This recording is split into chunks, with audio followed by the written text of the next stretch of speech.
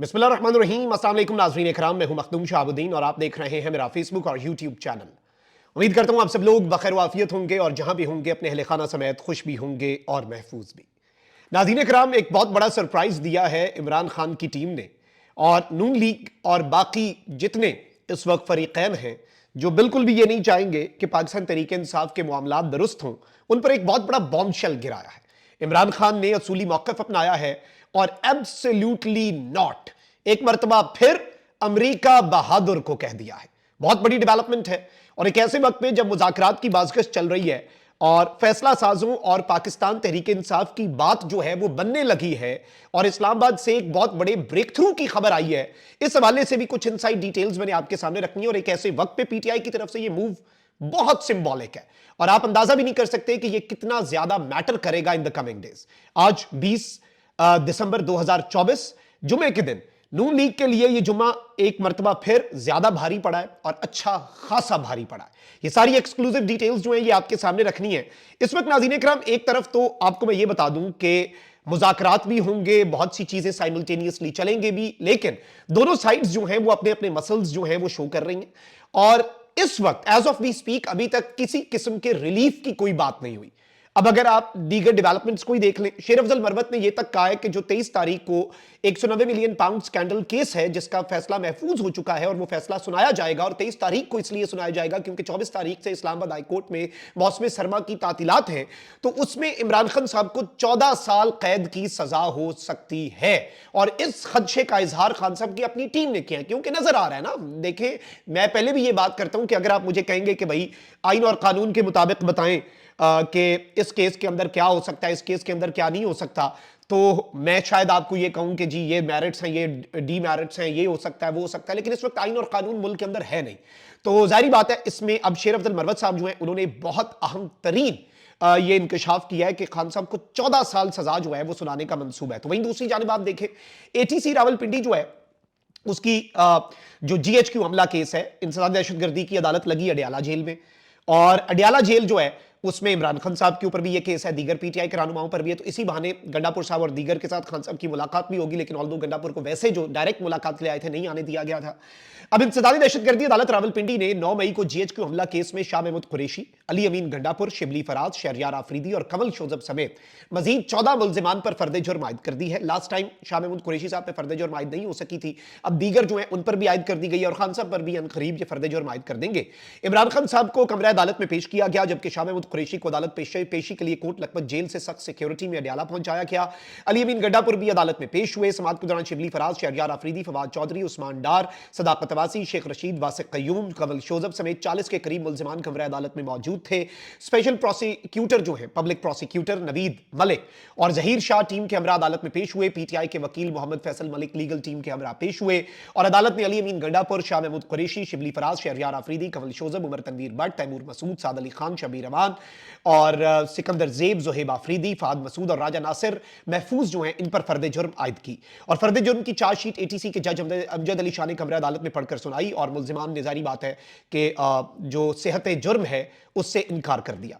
अब ये एक बड़ी डेवलपमेंट है, जारी बात है, ये मैं आपको क्यों आपके सामने रख रहा हूं पॉजिटिव डेवलपमेंट सामने रखने से पहले, ताकि आप अंदाजा कर सकें कि इन रियलिटी बहुत कुछ जो है मुज़ाकरात के बाद ठीक होगा, अभी कुछ ठीक नहीं होना। हमने क्योंकि हकीकी दुनिया में रहना ना, मैं कोई आपको ख्वाब नहीं दिखा सकता कि भाई 2 हफ्ते के अंदर खान साहब आ जाएंगे, 15 जनवरी तक, ये डेट्स देने वाला काम आपको पता ही है जो देते हैं क्या होता है।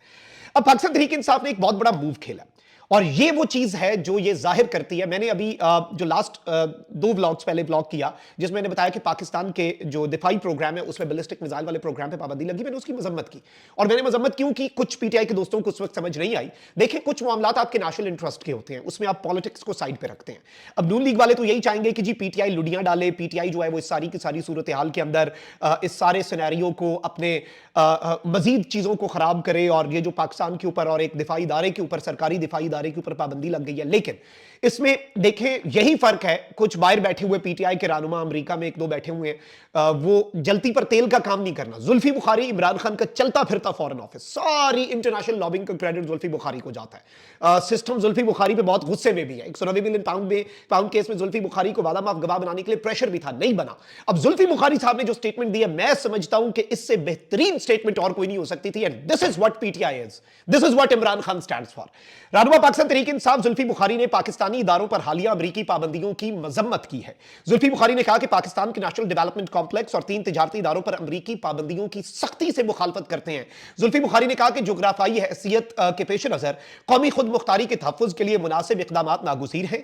जुल्फी बुखारी ने अमरीकी हुकूमत पर तनकीद करते हुए कहा कि बाइडेन हुकूमत अपनी आखिरी सांसों में भी दोहरे मेयार बरकरार रखे हुए है। ख्याल रहे कि अमरीका ने तवील फासले तक मार करने वाले बैलिस्टिक मिसाइलों की तैयारी के हवाले से पाकिस्तान के 4 इदारों पर पाबंदी लगाने का ऐलान किया और अब पाकिस्तान तहरीक इंसाफ ने अपना सारा वजन जो है वो स्टेट ऑफ पाकिस्तान के पलड़े में डाला इस सब के अंदर। और देखिए यही वो मुद्दा है। बाकी इमरान खान साहब की रिहाई के हवाले से जो बाहर से स्टेटमेंट्स आ रही हैं, ये कहते हैं कि जी अमेरिका को एब्सोल्युटली यस कह दिया। नहीं, जहां पे मामला मुल्क के वकार का आएगा, एब्सोल्युटली नॉट ही कहेगा इमरान खान और इमरान खान की team. This is what matters. आप यहां से फर्क को समझें और यहां से चीजों का इदराक करें। अब now this is something very big, very huge. अब एक तरफ ये डेवलपमेंट है तो वहीं दूसरी जानिब आपके सामने कुछ और चीजें रखनी है। पीटीआई के साथ जो मुज़ाकरात हैं उनके हवाले से इस्लामाबाद के अंदर बहुत बड़ा ब्रेक थ्रू हो चुका है और हुकूमती कमेटी कायम करने की यकीन दहानी जो है वो करवा दी गई है पाकिस्तान तहरीक इंसाफ को।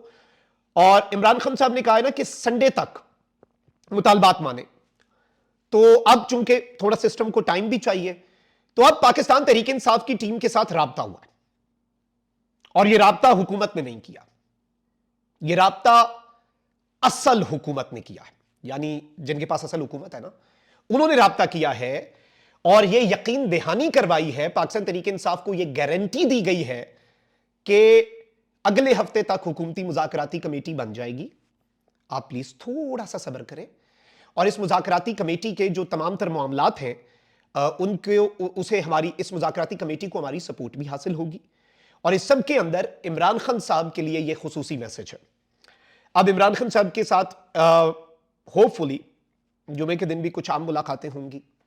यह पैगाम अडियाला जेल में भी पहुंचाया जाएगा क्योंकि डी फैक्टो अगर इमरान खान साहब की तरफ से कोई और स्टेटमेंट नहीं आती तो ओवरसीज़ पाकिस्तानीज़ क्या करेंगे। वो संडे से इमरान खान साहब के साथ जो इत्तफाक करते हैं बात से, वो तरसीलात ज़र वाले मामले के ऊपर खान साहब का बड़ा क्लियर ट्वीट है। और खान साहब ने ट्वीट किया ऑन थर्सडे। खान साहब ने क्या बात कही?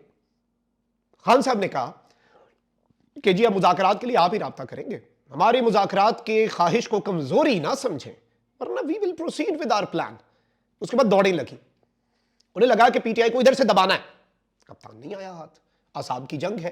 हु ब्लिंक्स फर्स्ट, पहले पलक कौन झपकता है, पहले पलक कौन झपकता है, ये वो मुद्दा है, ये वो नुक्ता है जो असल गेम चेंजर है।